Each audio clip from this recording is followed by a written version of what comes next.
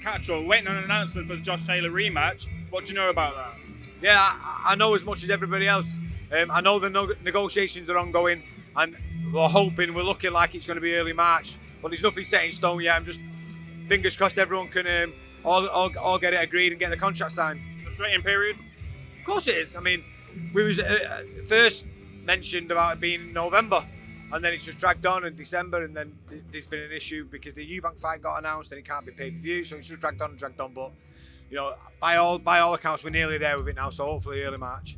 Jimmy, I spoke to Ben Shalom recently, and I said to him, because in the aftermath of the fight with the first fight between Taylor and Catterall, he said he put some suggestions towards the board in terms of judging, and that's now manifested in something that he might be announcing for the rematch. Are you aware of any changes in maybe judging or any innovations in judging coming to this fight? I've not heard anything. I'm pretty sure because we was that vocal about it after the first fight.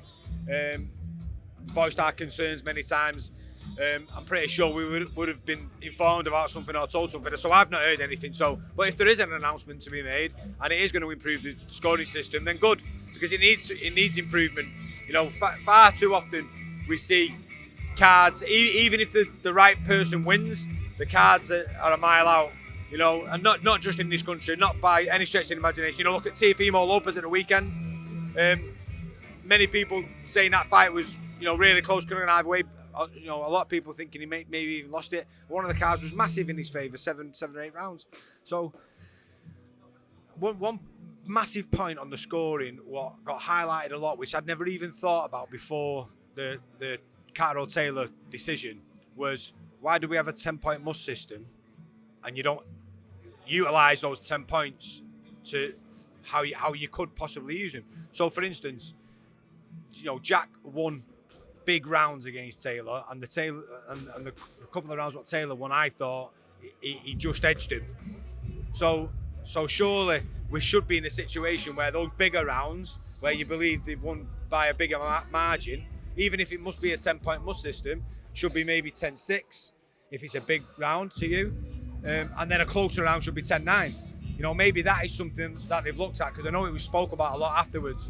But the system's got to change. It's got to change. If this, for me, this is the greatest sport in the world. Globally, it should be the greatest sport in the world. And I think a lot of the reason for that is stuff like controversial decisions, because people are aggrieved. Jack Catterall's worked all his life to be undisputed champion. And I don't want to keep banging on about it, but at that moment, he'll never be presented to him. He still won't now, even if we get a rematch, because of the politics of boxing.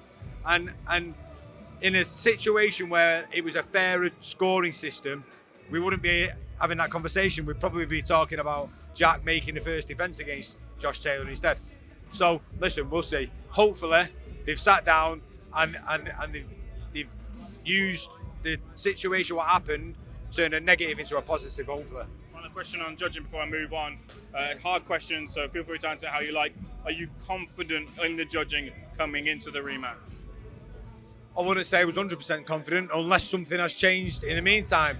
The only thing I will say is I'm hearing it's Scotland again, and a lot of people are going, oh, you don't want to go back there. But I think, why not? Because, in many ways, I think the judges will be under more scrutiny this time if it is in Scotland. So that will go in our favour in a sense. So, listen, I don't care where it is. I've got so much confidence in Jack Catterall's ability. I said it to everyone before the fight, just watch, because you'll understand. I see day in, day out how good he is. I understand and I realise how good Josh Taylor is, but just watch how good Jack Catterall is. And he proved it to everyone.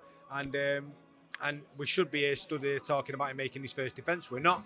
And I'm so confident that this rematch gets made, he comes away as champion. But I'm not interested in the judges. I don't want to focus on that, because if you start focusing on the judge, what can I do about that? I really can't do anything about it. For me, by the time we got to round 10, he was 7 rounds up. So I'm sort of going, he just needs to stay on his feet and not get knocked out. I shouldn't have to think about him having to win the rounds bigger, harder, stronger. If you win a round, you win a round. So I don't want to focus on that. I just want to focus on making sure Jack's in the best shape possible. In terms of the fight, then, more to see or more of the same from Jack? Can he beat Josh Taylor this time a different way? he can be better than he was last time. He was out of the ring 17 months last time, you know. And I'm anticipating Josh Taylor being better because he changed the team. Even though, you know, I've got a lot of respect for Joe McAnally, I've known him for a long time. He's a great trainer, but just take aside the fact that it's Joe. Any change of trainer has some sort of placebo effects and sort of that positive, even if it's just for a short period. So I'm anticipating Josh to be better. Certainly, he'll be fired up. He was last time. You know I've heard people saying, did he overlook Jack? I don't think he did. I just think he does what everybody else does who I've ever seen come across Jack, and he struggled with his style. And I've no doubt it'll happen again.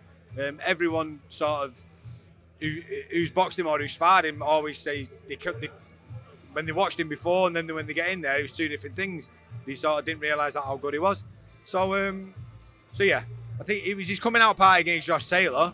People understand how good he is now, but he can be better than that. He'd not boxed for a long time, and since the fight, he stayed in the gym and he's been sparring. He spars once a week, every week, just to make sure keeps them tools sharp. So he'll be ready.